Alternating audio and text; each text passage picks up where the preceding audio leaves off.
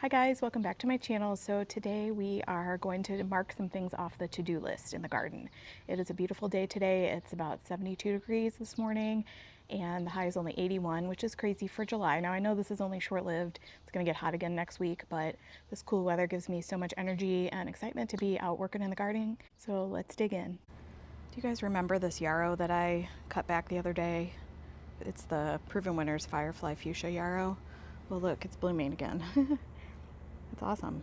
It's only been maybe a week or two, so I'm really happy about that. I don't think the blooms are going to be quite as big as they were the first time, but I'm still happy to have color, you know, rather than just green here.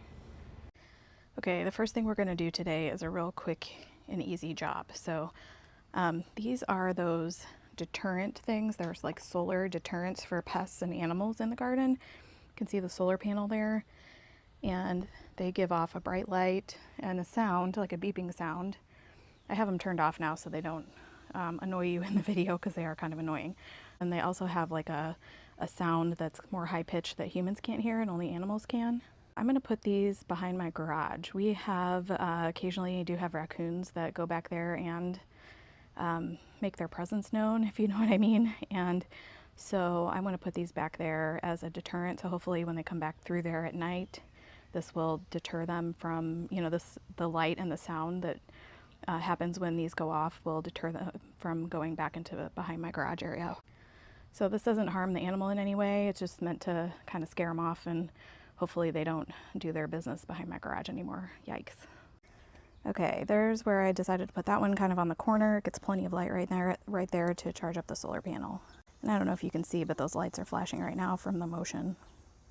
And another thing I want to do is clean out this little bowl I have with my solar fountain in it. Got really gross, so I want to put some maybe dish soap in it and get it cleaned up and get that filled up back up with water. And then also, this is the box it came with, but it has all these other like nozzle sprays. So I want to try to see if maybe I could try a different one this time. So I'm going to fill that with water and let it sit and soak for a little bit to try to get that cleaned up.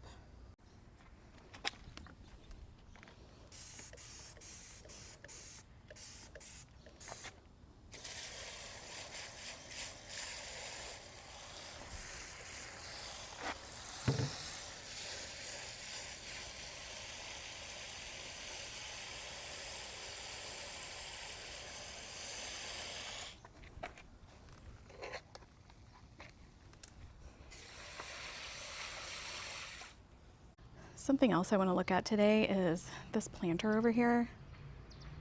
This verbena has gotten really heavy and it's kind of leaning. You can kind of see where it's like coming out of the pot a little bit. And also these petunias are getting really leggy. So I'm going to pull this out and see maybe if we can clean this up and get this a little more stabilized. All right, got my twine and a scissors and a stake. I don't know if you guys can even see the full height of this thing, but it's pretty tall.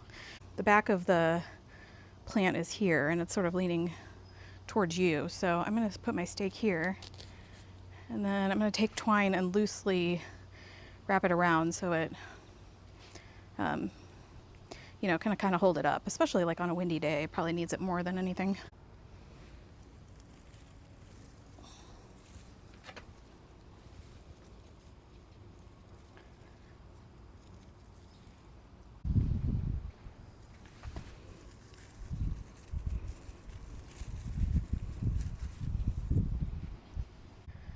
All right, so I got that stake in and I turned it towards the back. Here, I can show you. Here's the stake kind of hidden in there, and I tied it around the plant and then I tied it to the stake so it wouldn't slip down. Now this does not look the best, but I'm hoping that these petunias are going to fill back in, and the alyssum too, once we get a little bit of cooler temperatures, and they do have some fertilizer, and I'm going to go ahead and water this planter again. So we'll see. You know, the verbena is still very happy, but these petunias, I don't know, I may need to take those out and put something else in. All right, here's a close-up on some of those leaves that I think are showing iron deficiency. See how yellow they are, and then you can see the veining. So I was having this issue in the front yard too, so I think I'm going to find some iron supplements to give to these plants. All right, so I put a little bit of like potting soil on the top of those roots so they're a little more protected. So I'm going to go ahead and water this in. Well, how funny is this? The solar fountain is trying to fountain in the soapy water. Okay, that's probably not good for it. I need to get this cleaned out.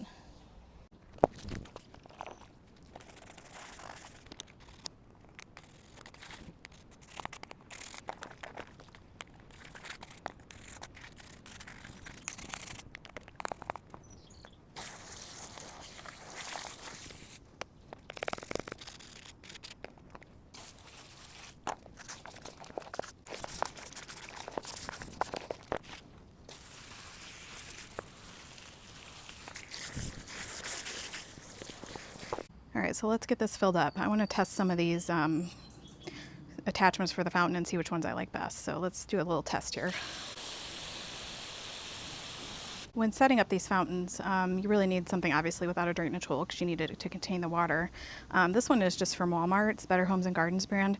It's got a dark bottom to it, which I kind of like because it, you know, kind of hides the plasticiness of it, if that makes sense. The nice thing about this fountain is it has these little arms, so you can adjust these out to make it so that it doesn't, you know, float around too much. Or you could put them, they move in and out, so you could have it in if you wanted it to float around a lot. So right now I have none of the attachments, so it's just the basic, you know, fountain. But it comes with all these other ones, so I don't want it anything too big because this is a relatively small container. So let's try this one just to see what happens. Okay, I got that one on. That's kind of cute.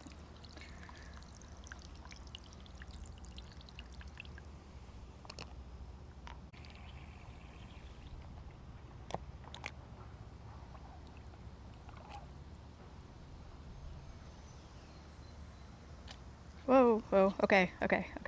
That's a little too tall.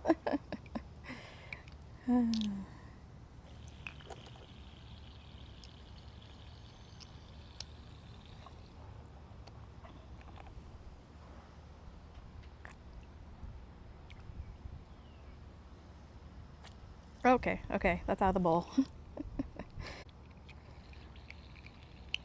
I'm really looking for, I guess, like more sound. This is pretty, but it doesn't give off a lot of sound, so let's try this one. Okay, that's pretty good. It's got here and here, although, let's see if I can get it centered.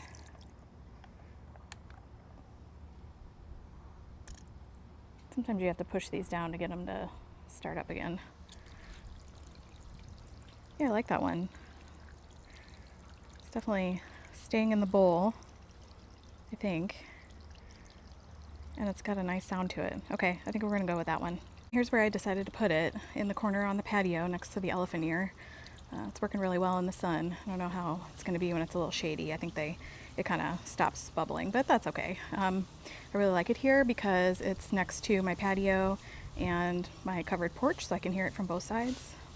And this is the fountain. Now, I've had this for a couple years, so I don't know if this is even available anymore, but there's a million of them on Amazon. I'll try to find one that's pretty comparable to it and link it below if you're interested.